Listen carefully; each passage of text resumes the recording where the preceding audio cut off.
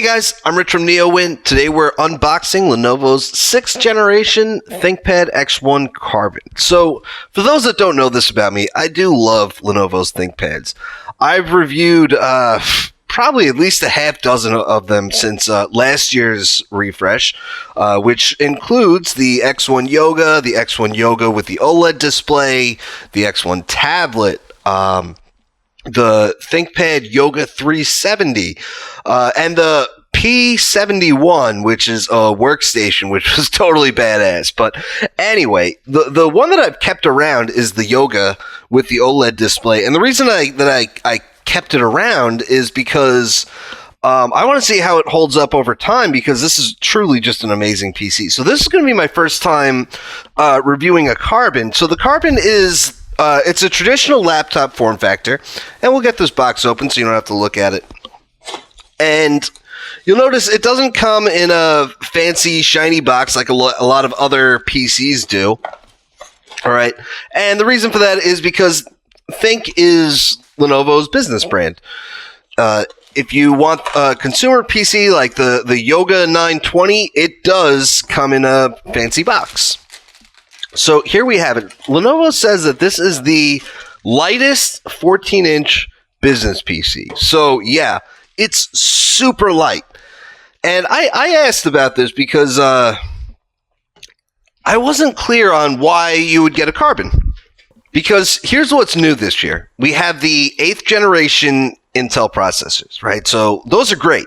The new U series processors, they're quad core, where the previous generations were dual core. So you get a solid 30% increase in performance. Obviously, these business PCs are running Windows 10 Pro, so you get things like Hyper-V, which is obviously gonna be better on devices with more cores. So They updated the whole ThinkPad X1 lineup with these 8th gen chips. And again, the 8th gen chips are great.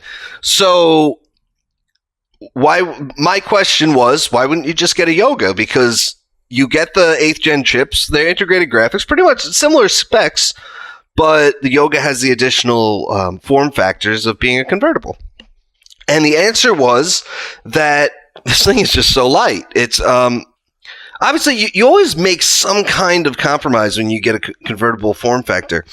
And this thing is, there's something to be said about a machine that you can just throw in your bag and not really feel that it's in there. Oh, here's the power button. It's the thing about having so many laptops, you end up looking for the power button. So this model does not have facial recognition. So it's an interesting thing that Lenovo did in the new Carbon is they added it's a privacy, mechanical privacy thing where you can block the camera. So, and this is big. I don't know if you've noticed, there's a lot of PCs, like Huawei just came up with the MateBook X Pro, where they hid the camera in a function key or between the function keys.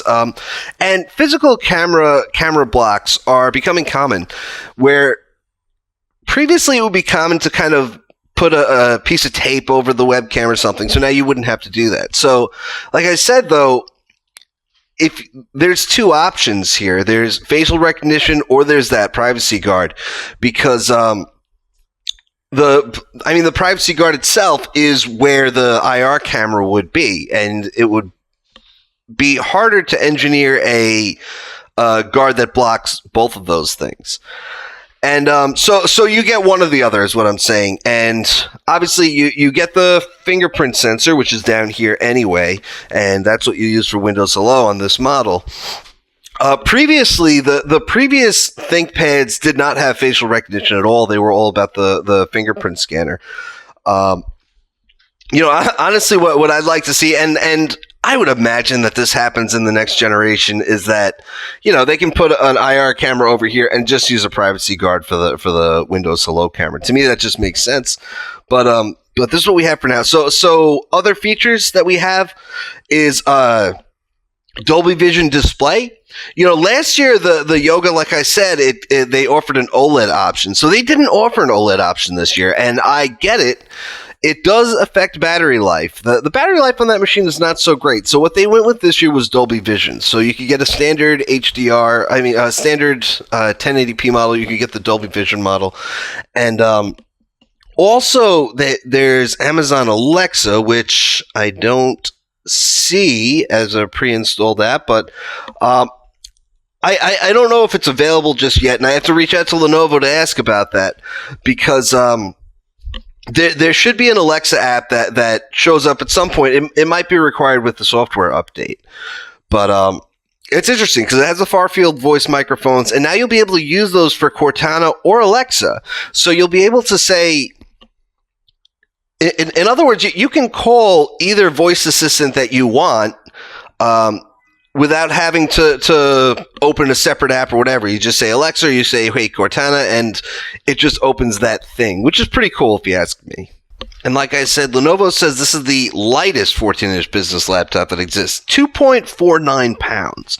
And really, it just feels like nothing. And I love laptops like that because really, I carry a lot of laptops, so it's really nice to have one that doesn't take up a lot of weight, and it's 15.95 millimeters thin, which I gotta say, it's a really nice machine. So, like I said, not a convertible, 180 degrees. That's standard for Lenovo's ThinkPads, and we have the curved keys, which I've always found to be really comfortable to type on, and especially with the carbon fiber design, it's kind of soft. Okay, so we can take a look at what else is available here. We have a new ThinkPad logo, or slightly new. You can see it's kind of more of a chrome color, where the old one was more of a grayish silver. The X1 that you see over here is new. That replaces the old Lenovo logo there. And it's a little design changes, right? Over here, we have a Thunderbolt 3 port that can be used for charging. We have USB Type-A, HDMI, lots of ports on the ThinkPads X1s, which is always nice. Another USB Type-A port and a headphone jack. Back here, we have a SIM slot and a micro SD slot. So the thing about that is that it probably doesn't work. I'm not sure which model they sent me. I can't be sure until I really start getting into this thing. But it's a really weird thing about ThinkPads that I found in when I reviewed the Yoga, is that those SIM slots exist on all of them. They don't actually work unless you paid for the cellular model. So I guess it just makes more sense to build them all the same way, right? But last year's models came with the Snapdragon X7 LTE model. They switched it up. They didn't get it from Qualcomm this year. But I didn't get a chance to review the cellular model last year, but I hope it does. But I don't think the cellular model is out yet. I think that comes out in May. So Thunderbolt 3, the cool thing about that is that you can plug in two 4K monitors into a single Thunderbolt 3 port, or one 5K monitor. I wouldn't really recommend doing that. Maybe one 4K monitor, but remember, this is integrated graphics. So with the 8th gen chips, you get UHD graphics 620, which from what I've experienced and what I've read, UHD graphics is really just renaming the old HD graphics 620. And the difference between integrated graphics and discrete graphics is that you're actually sharing the system memory for graphics memory rather than having its own dedicated memory. Lenovo says that all its ThinkPads are they said 12 military grade requirements. So mainly that's 810G and stuff. So what that means is that you should be able to spill something on this. It's dust proof, shock proof. You should be able to drop it. It won't break. It should be really sturdy. So, kind of a funny story. Microsoft sent me the Surface Book 2 today as well. And I picked up both packages from FedEx, and I noticed, and I don't know if this was on purpose, but I noticed that only the Surface Book 2 had a sticker on it that said fragile, which is pretty cool if Lenovo can send these things out and FedEx, is this fragile? Nah, screw it, I'm particularly interested in trying out Alexa on a Windows 10 PC because this was a big deal. There was a number of partners that came out and announced support for this at the same time at CES, which was HP, Acer, and a few of them. And this is big because this is companies coming out and saying that Cortana isn't exciting enough to stand on its own on Windows 10. So we're gonna try out more. Although I assume I need a software update for that. I think Dolby Vision also requires a software update. So I'm gonna reset this thing. I'm gonna log in with my own account. I'm gonna download updates, and we're gonna see what we could do then. But until then.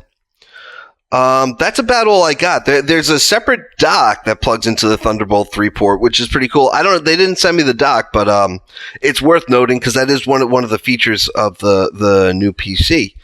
But that's it, man. But by the way, again, this thing is so light. It's really cool, and it is a touchscreen. Anyway, guys, that's it. I'm Rich from NeoWin. Have a great night.